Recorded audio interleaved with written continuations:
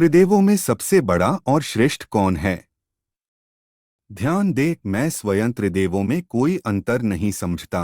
जो मेरे लिए शिव जी है वही विष्णु भगवान और दोनों ब्रह्मा भी जी है। लेकिन पद्म पुराण में उपसंहार खंड अर्थात अंतिम भाग में त्रिदेव के बारे वृतांत है। उसे आपको अवश्य पढ़ना चाहिए, जो इस प्रकार है। त्रिदेवों में श्री विष्णु जी की श्रेष्ठता और पद्म पुराण का उपसंहार। वशिष्ठ जी कहते हैं कि पूर्वकाल की बात है कि परम उत्तम और दीर्घकाल तक चलने वाले मंदिरांचल पर्वत पर चलने वाले यज्ञ में स्वयंभू मनु कई अन्य ऋषियों के साथ भाग लेने के लिए जाते हैं।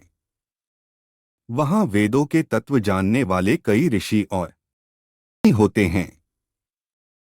महायज्ञ जब आरंभ हुआ तो पापरहित मुनि देवता तत्व का अनुसंधान करने के लिए एक दूसरे से पूछते हैं कि कौन देवता बटा त्रिदेव सबसे श्रेष्ठ है, किसे सबसे पहले भोग लगाना चाहिए, कौन अविनाशी परम पूज्य है। तो वहां बैठे ज्ञानीजन भी अपने अपने तर्क देने लगे। कोई श्री सूर्य भगवान को श्रेष्ठ बताते हैं, कोई ब्रह्मा जी को तो कोई शिव जी को श्रेष्ठ बताते हैं। तो अन्य ब्राह्मण जान श्री विष्णु भगवान को संपूर्ण जगत का स्वामी बताने लगे।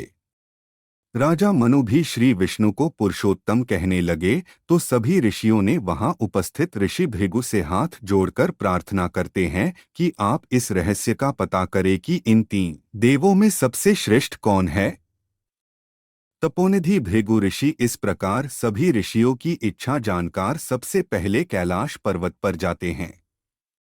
वहां महाभयंकर नंदी हाथ में त्रिशूल लिए अपने गणों के साथ खड़े हैं और उन्हें द्वार पर उन्हें भगवान शिव के गणों द्वारा रोक लिया जाता है। वे कहते हैं, ऋषि भृगु, हे शिव के प्रिय गणों, कृपा करके भगवान शिव जी सूचित करे कि ऋषि भृगु अभी उनसे मिलना चाहते हैं। लेकिन शिवगण उनकी एक नहीं सुनते, बताते हैं कि शिव जी अभी देवी के साथ क्रीड़ा भवन में विहार कर रहे हैं, वो अभी किसी से भी नहीं मिल सकते हैं।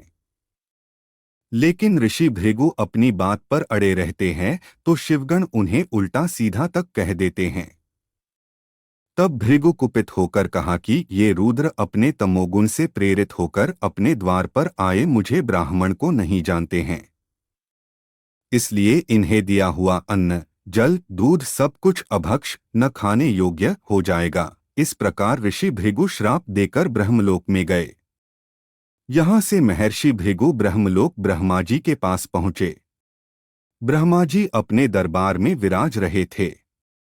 सभी देवगण उनके समक्ष बैठे हुए थे।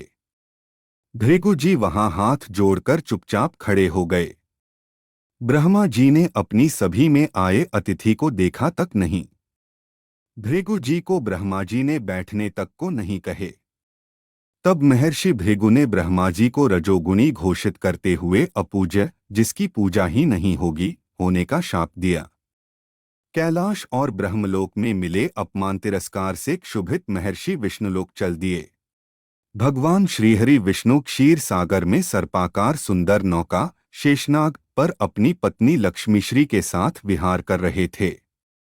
श्री लक्ष्मी उनके चरणों की सेवा कर रही थी। उस समय श्री विष्णु जी शयन कर रहे थे। महर्षि भृगुजी को लगा कि हमें आता देख विष्णु सोने का नाटक कर रहे हैं, तो उन्होंने श्री विष्णु भगवान को जगाने के लिए अपने बाएं पैर का आघात श्री विष्णु जी की छाती पर कर दिया।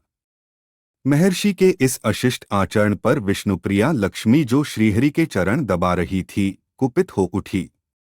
लेकिन श्री विष्णु जी ने महर्षि के चरण सहलाने लगे और कहा, भगवन, मेरे कठोर वक्ष से आपके कोमल चरण में चोट तो नहीं लगी। महर्षि भृगु लज्जित भी हुए और नारायण का सदाचार और धर्म देखकर प्रसन्न भी। तभी श्री लक्ष्मी जी ने भी चंदन और फूलमाला से भृगु ऋषि का स्वागत किया।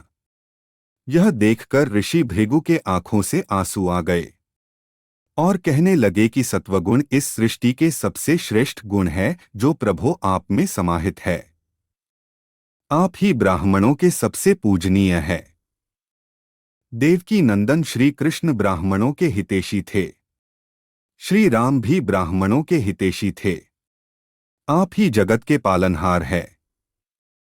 उन्होंने श्रीहरि विष्णु को त्रिदेव में श्रेष्ठ सत्वगुण या सतोगुणी घोषित कर दिया।